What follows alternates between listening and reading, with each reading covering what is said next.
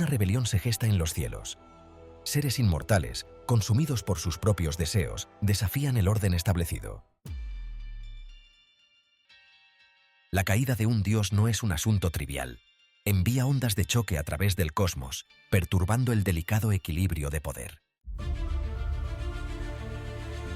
Desde la cima del cielo hasta el abismo, nuestro viaje nos llevará por todo el mundo, desde las soleadas costas de la antigua Grecia hasta las heladas llanuras de la mitología nórdica. Nos adentraremos en el rico tapiz de la mitología mundial, encontrándonos con dioses caídos de diversas culturas y panteones. La caída del lucero del alba, de la gracia a la condenación. Antes del amanecer del tiempo, antes de los primeros susurros de la creación, existía un reino de luz pura y armonía divina. Este era el cielo, la morada de Dios y sus ángeles. Los susurros de disidencia se hicieron más fuertes, alimentados por el creciente orgullo de Lucifer y los insidiosos susurros de aquellos que se unieron a su causa. Lucifer, Ases One, argumentaban que el amor de Dios era condicional, que su favor estaba reservado para aquellos que obedecían ciegamente, que el verdadero poder residía en tomar el control, no en la sumisión. Las semillas de la duda, una vez plantadas, se extendieron como la pólvora entre las filas de los ángeles. Los cielos estallaron en una batalla cataclísmica como nunca antes había visto el universo. Los ángeles, una vez unidos en su devoción a Dios, ahora se enfrentaban en una vorágine de fuego celestial y luz cegadora. Lucifer, Ases One. Relámpagos crepitaban en las puntas de mis dedos, cada rayo capaz de destrozar montañas y hervir mares. En el remolino caótico que dio origen al cosmos, mucho antes de que los dioses olímpicos reclamaran sus tronos en el monte Olimpo, existía una raza de poderosos seres conocidos como los titanes.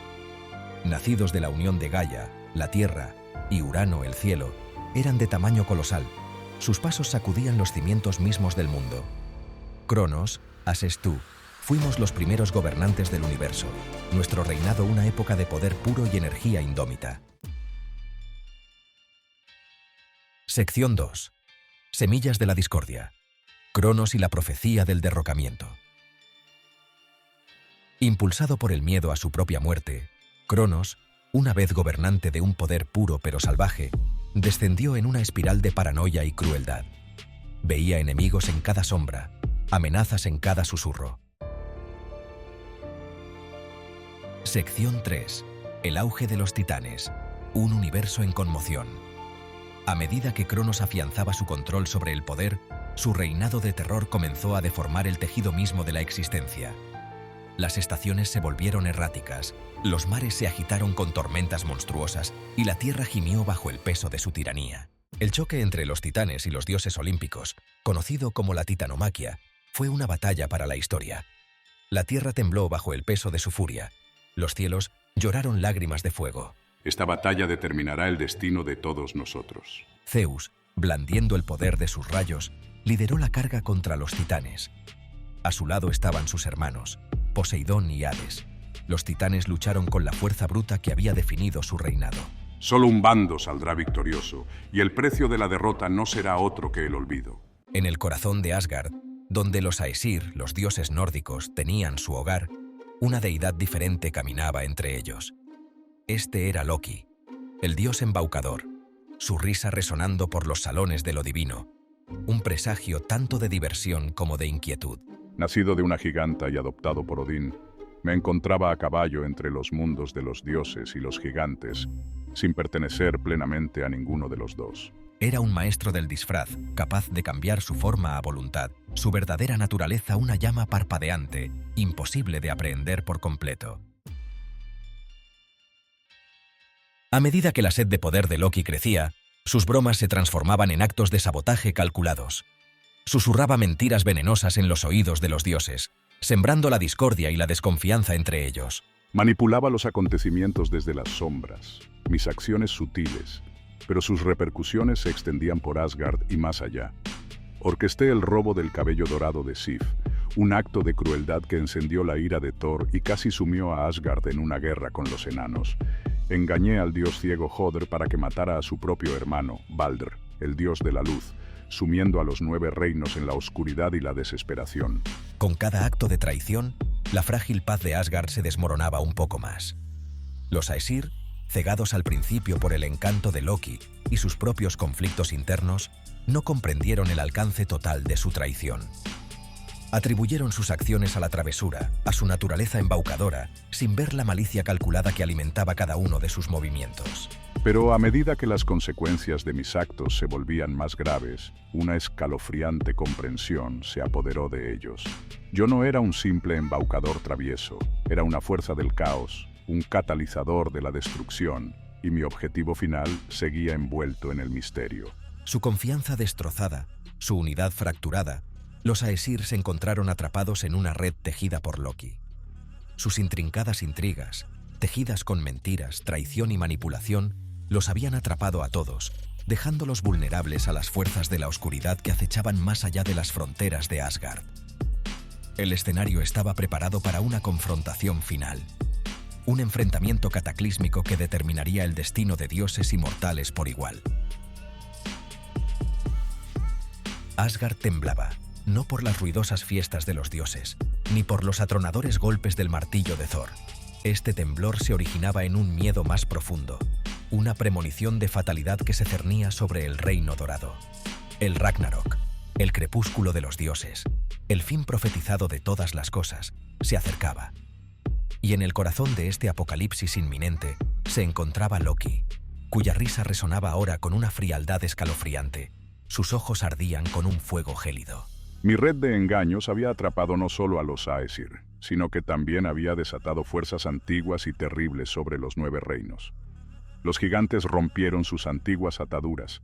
Los gigantes de escarcha marcharon desde los páramos helados y desde las profundidades del inframundo. Un lobo monstruoso, Fenrir, cuyas fauces podían devorar el sol, acechaba hacia Asgard. Las profecías hablaban de una batalla final, un choque cataclísmico entre las fuerzas del orden y el caos. Los Aesir, conscientes de su destino, se prepararon para lo inevitable. Odín, el padre de todo, buscó la sabiduría en fuentes antiguas. Thor afiló su martillo Mjolnir hasta convertirlo en un cuchillo de afeitar, e incluso los generalmente joviales guerreros del Valhalla se prepararon para una lucha de la que pocos saldrían con vida. Yo había orquestado todo esto. Mis maquinaciones se extendían a lo largo de siglos. Mis traiciones cortaban profundamente. Vería caer a los Aesir, su preciado Asgard hecho añicos, y en las cenizas de su derrota reclamaría mi premio, cualquiera que fuera su forma. El precio de su traición estaba a punto de pagarse, pero era un precio que los 9 reinos pagarían junto a él. Las secuelas del Ragnarok fueron una escena de completa devastación. Asgard yacía en ruinas, el puente Bifrost destrozado, el árbol del mundo Yggdrasil reducido a brasas humeantes. Los Aesir, aquellos que habían sobrevivido a la batalla final, habían desaparecido, desvanecidos en los mitos y leyendas de una era pasada. Los dioses, en su acto final de retribución, me habían capturado, atándome en una cueva en las profundidades de la tierra. Mi castigo debía ser tan eterno como mis crímenes. Una serpiente venenosa con sus colmillos goteando veneno estaba colocada sobre mí, su veneno goteando eternamente sobre mi rostro. El dolor era insoportable, atroz, pero no podía morir.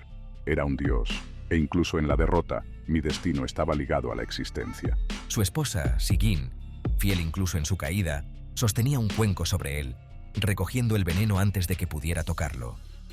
Pero ni siquiera su devoción podía librarlo por completo.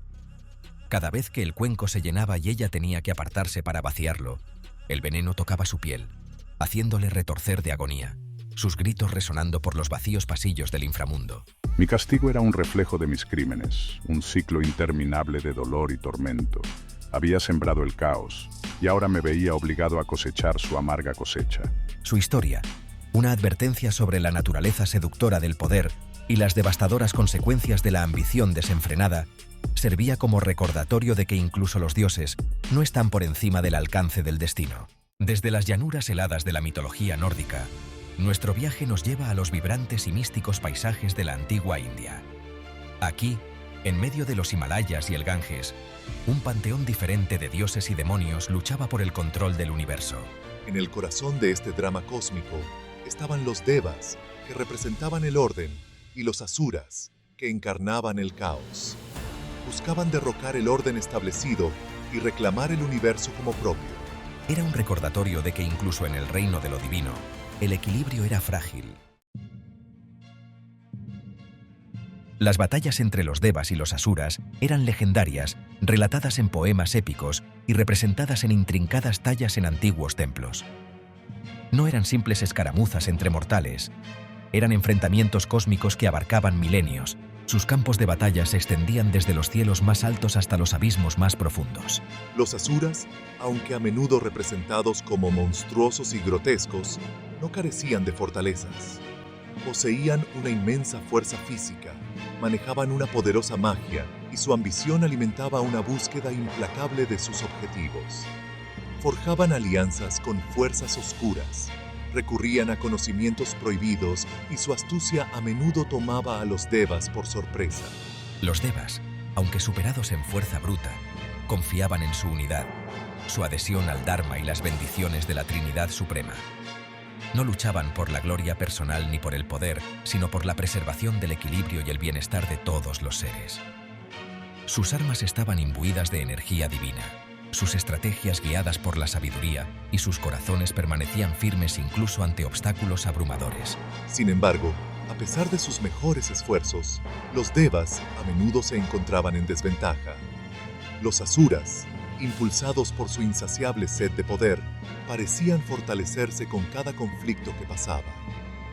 Sus victorias, aunque a menudo efímeras, tenían un profundo impacto en el cosmos, alterando el orden natural y sumiendo al universo en la confusión. El equilibrio se estaba desplazando y el destino del universo pendía precariamente de un hilo. Uno de esos períodos de agitación cósmica fue provocado por el batido del océano de leche, un evento cataclísmico que personificó la lucha entre los Devas y los Asuras. Los Devas, debilitados por una maldición que les había arrebatado su inmortalidad, se encontraron en desventaja frente a los cada vez más poderosos Asuras. Buscando una solución, se acercaron a mí, Vishnu, el preservador, en busca de orientación. Propuse un plan. Batiríamos el océano de leche, un mar primordial que contenía en su interior el néctar de la inmortalidad, Amrita. Al consumir este néctar, los Devas podrían recuperar su fuerza y la ventaja sobre los Asuras. Sin embargo, tal empresa requería un poder inmenso, un poder que los Devas en su estado debilitado no poseían. Propuse una alianza con los Asuras, prometiendo compartir el néctar de la inmortalidad con ellos a cambio de su ayuda para batir el océano. Así comenzó el Gran Batido, un evento de proporciones cósmicas que pondría a prueba los límites tanto de los Devas como de los Asuras. El monte Mandara, un pico colosal, fue arrancado de raíz para que sirviera como vara de batido, y el rey serpiente Vasuki, enroscado alrededor de la montaña, proporcionó la cuerda de batido. Los Devas y los Asuras, dejando de lado temporalmente su antigua rivalidad, tomaron posiciones a cada lado de la serpiente, tirando de ella hacia adelante y hacia atrás, sumiendo al océano de leche en un frenesí tumultuoso. A medida que comenzaba el batido, el océano de leche respondió con furia. Olas gigantescas se estrellaban contra los cielos, terremotos sacudían la tierra. De sus profundidades emergieron maravillas y horrores. La vaca celestial Kamadhenu, el árbol de los deseos Kalpabriksha, la diosa Lakshmi y un veneno mortal, Hala. Los Devas y los Asuras, unidos por el miedo, se volvieron hacia Shiva. Shiva consumió el veneno, reteniéndolo en su garganta. Con el veneno contenido, el batido continuó. Finalmente, emergió Dhanvantari, sosteniendo la vasija de Amrita. Los Asuras se abalanzaron sobre la vasija, buscando reclamar el néctar. Se produjo una feroz batalla. Los Devas y los Asuras se enfrentaron. Fue entonces cuando yo, en mi infinita sabiduría, intervine. Tomando la forma de Mohini, distraje a los Asuras. Vishnu distribuyó rápidamente el Amrita entre los Devas, restaurando su inmortalidad. El batido del océano de leche reforzó el orden cósmico. Vishnu aseguró que el Dharma prevaleciera, restaurando el equilibrio en el universo. El monte Cáucaso, una cicatriz dentada contra el cielo. El viento aullaba, las águilas volaban en círculos, y encadenada a la roca, una figura se retorcía, no en la agonía de la muerte, sino en una agonía sin fin. Este era Prometeo, el titán que se atrevió a desafiar el poderío de Zeus, su crimen grabado en el tejido mismo de su ser. Mi transgresión, un regalo, una chispa, el fuego, el mismo elemento que separaba a los dioses de los mortales, entregado a la humanidad por mi mano. Vi potencial, no solo para el calor y la luz, sino para el conocimiento, para el progreso, para un futuro en el que la humanidad pudiera elevarse por encima de sus orígenes animales. Pero Zeus, gobernante del Olimpo, solo vio desafío, un precedente peligroso. Los mortales empuñando el poder de los dioses. Impensable. Y así, Prometeo fue condenado. Encadenado a la roca, su castigo un espectáculo grotesco para todos aquellos que se atrevieran a cuestionar la autoridad del Olimpo. Cada día, un águila, una monstruosa extensión de la voluntad de Zeus, le desgarraba la carne, devorando su hígado, solo para que el órgano se regenerara durante la noche, perpetuando el ciclo de agonía. Pero no soy un titán cualquiera. Mi voluntad, forjada en los fuegos de la creación, permanece intacta. Mi espíritu, alimentado por el conocimiento de que he ayudado a la humanidad, se niega a ser extinguido. Soportó su tormento con una estoica determinación. Sus gritos, resonando por las montañas, un testimonio de su desafío, un reto a la tiranía de los dioses. Su castigo, destinado a quebrarlo, lo había transformado inadvertidamente en un símbolo de resistencia, una inspiración para aquellos que se atrevían a luchar por lo que creían, sin importar el costo. Sección 2. Ecos de Prometeo, aspiraciones mortales, castigo divino. La historia de Prometeo resonó en todo el mundo antiguo, un crudo recordatorio del precio del desafío, pero también un faro de esperanza para aquellos que se atrevían a soñar con un futuro mejor. Su acto de transgresión, de compartir el conocimiento con la humanidad, se convirtió en un poderoso arquetipo, repetido en innumerables mitos y leyendas. En muchas culturas, el acto de robar el fuego o el conocimiento a los dioses se veía como un acto necesario de rebelión, un catalizador del progreso humano. Estos mitos reflejaban un profundo deseo humano de comprender el mundo, de trascender las limitaciones, de aspirar a algo más que la mera existencia. Sin embargo, estos mitos también servían como cuentos con moraleja, recordando a los mortales las posibles consecuencias de la ambición desmedida. Los dioses, celosos de su poder y temerosos de la ambición mortal, a menudo imponían duros castigos a aquellos que se atrevían a desafiar su autoridad. El mensaje era claro: el conocimiento es poder, pero es un poder que tiene un precio. Buscar el conocimiento, luchar por la iluminación, es atraer la ira de aquellos que quieren mantener a la humanidad en la oscuridad. La elección, en última instancia, recaía en la humanidad: permanecer en la ignorancia o luchar por la iluminación, incluso si eso significaba enfrentarse a la ira de los dioses.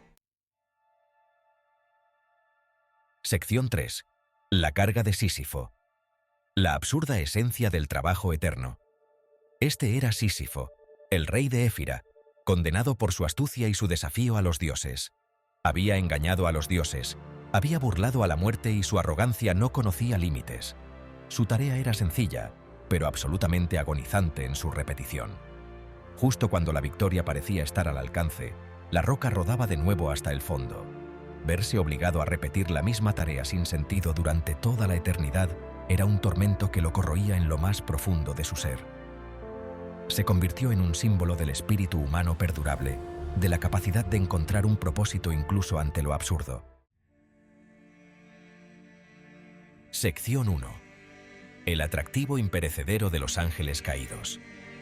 Al emerger de las profundidades del inframundo, de los ecos de los enfrentamientos cósmicos y los castigos eternos, es el momento de reflexionar sobre el poder perdurable de estas historias de dioses caídos. ¿Por qué estas historias, transmitidas a través de milenios, siguen resonando con tanta fuerza en nuestro mundo moderno? Quizás sea porque sus caídas, aunque a menudo enmarcadas dentro de las grandes narrativas de la creación y la destrucción, ofrecen una visión de algo profundamente humano, profundamente identificable. Los dioses caídos, a pesar de todo su poder e inmortalidad, están finalmente definidos por sus defectos. Se dejan llevar por el orgullo, consumidos por la ambición, cegados por los celos, y seducidos por el poder. No se trata de motivaciones ajenas, sino de emociones y deseos que resuenan en nuestros propios corazones, recordándonos el potencial siempre presente de la oscuridad, incluso dentro de las almas más brillantes. Sus caídas sirven como cuentos con moraleja, recordándonos que incluso aquellos que parecen invencibles, aquellos que se encuentran en la cima del poder, son susceptibles a las mismas tentaciones y fragilidades que nos acosan a todos. El poder, sin control, corrompe. La ambición, sin restricciones, puede conducir a la ruina. Y la búsqueda del conocimiento, aunque noble, puede cegarnos a las posibles consecuencias de nuestros actos. Sin embargo, en medio de la tragedia y las advertencias, también hay una extraña atracción en estas historias de ángeles caídos. Quizás sea su propia humanidad, sus defectos y fracasos, lo que los hace tan convincentes. Nos recuerdan que incluso en nuestras imperfecciones, incluso en nuestros momentos más oscuros, hay una chispa de algo divino, algo que nos conecta con estas antiguas narraciones. Sección 2. Lecciones del abismo. Reflexiones sobre el poder, la ambición y la condición humana. Las historias de los dioses caídos no son meros relatos de intrigas celestiales, son reflexiones sobre la propia condición humana. Exploran la naturaleza del poder, el atractivo seductor de la ambición y las consecuencias de nuestras decisiones. El poder es un arma de doble filo. Puede ser una fuerza para el bien, pero también puede corromper, llevando a la tiranía y la opresión. Los dioses caídos nos recuerdan que el poder sin compasión es peligroso. La ambición puede llevarnos a lograr grandes cosas, pero también puede cegarnos a la razón. Los dioses caídos perdieron de vista lo que realmente importaba.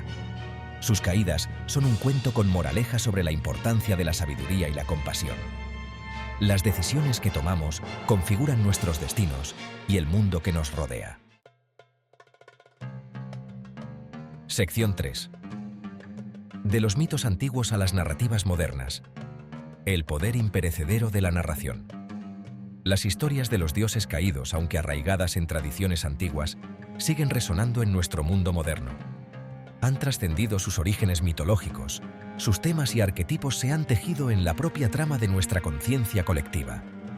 De la literatura al cine, de la televisión a los videojuegos, los ecos de estas antiguas historias se pueden encontrar en los personajes que apoyamos, en los villanos que nos encanta odiar y en las luchas épicas que cautivan nuestra imaginación.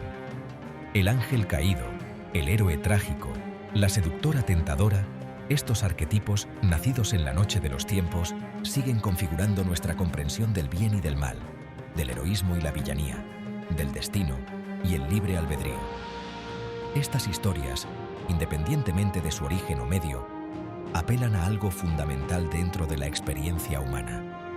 Nos ofrecen una lente a través de la cual contemplar nuestras propias vidas, nuestras propias luchas, nuestra propia capacidad para la oscuridad y la luz. Nos recuerdan que no estamos solos en nuestros triunfos y fracasos, en nuestras alegrías y tristezas. Y así, al concluir nuestro viaje a través de estos relatos antiguos, recordemos el poder de la narración, la forma en que nos conecta a través de culturas y generaciones, recordándonos nuestra humanidad compartida. Porque dentro de estos mitos y leyendas, dentro de las caídas de los dioses y el ascenso de los héroes, encontramos no solo entretenimiento, sino profundas verdades sobre nosotros mismos y el universo que habitamos.